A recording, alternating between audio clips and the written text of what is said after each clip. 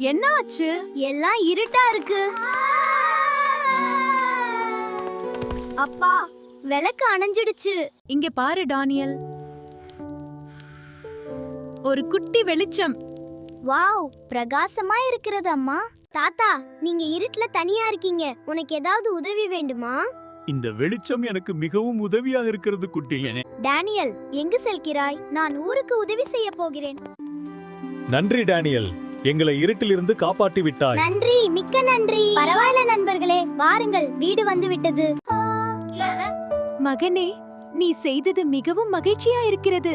நீ மிகவும் நல்ல பையன். நன்றி அம்மா.